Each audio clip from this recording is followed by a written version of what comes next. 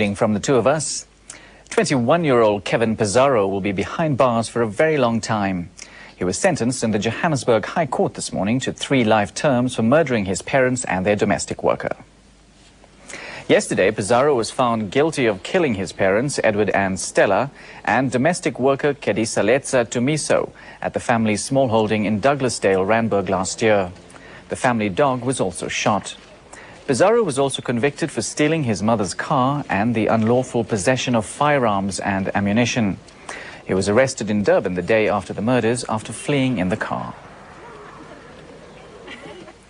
Gay and lesbian couples will have to wait to find out whether they'll both be legally entitled to adopt children. The Pretoria High Court has reserved judgment in a case brought by a High Court judge and her partner. High Court Judge Anna-Marie de Vos legally adopted her 12-year-old daughter and 9-year-old son. But her partner of 13 years, Suzanne du Toit, has no legal rights over the brother and sister, who have been with the couple for 6 years. Du Toit and de Vos are now challenging the Constitution, arguing that the present law, which excludes du Toit from legal rights over the children, is discriminatory. In a similar case, Johannesburg High Court Judge Kathy Satchwell argued that her partner be afforded the same benefits that spouses of other judges presently receive. Judge Frans Gomo, who is hearing both cases, says because they are so similar, he will only hand down judgment after hearing both cases. Leighton Beard, SABC, Pretoria. Angry parents have closed down a primary school in Port Elizabeth because they were sick and tired of vandalism. The Provincial Education Department has promised money for repairs, but said long-term security arrangements won't be possible. These children should be in school. Instead, they are protesting outside the gates of the Dr. A.W. Halbergaan Primary School in Chatty. Their parents say they won't send their children to be taught under the current circumstances. For the past 2 weeks, they've only been attending classes for 2 hours a day. Most of the classrooms have broken windows. Bars across the windows have not deterred vandals. Doors are broken.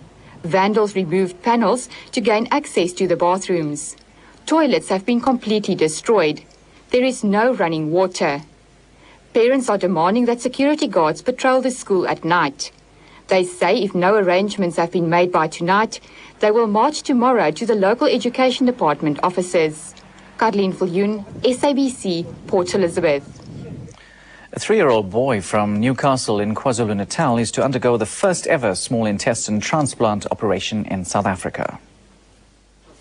Sherwin Prague is used to attention from medical experts, but was a little overwhelmed by being in the media spotlight today.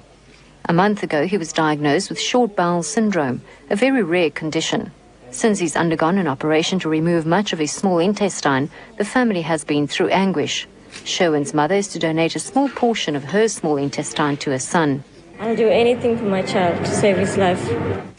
Doctors are optimistic despite expecting difficulties. Small bowel transplants have always been recognized as the forbidden fruit of transplantation because of the problems of rejection and because of the problems of intensive care afterwards, the monitoring for rejection. Until the operation later this year, Sherwin will be fed intravenously 16 hours a day. But every now and again, any boy is allowed to be spoiled. Renee Heine, SABC, Durban. Now for a brief look at the weather. It will be cloudy and mild over the northeastern parts of the country tomorrow. Partly cloudy skies and warm conditions are expected over the Highveld. Light fog is expected over these areas and along the west coast tomorrow morning, clearing later. While some drizzle is expected in the northeast tonight, tomorrow should be dry for the whole country. That's it from the two of us. Have a good evening.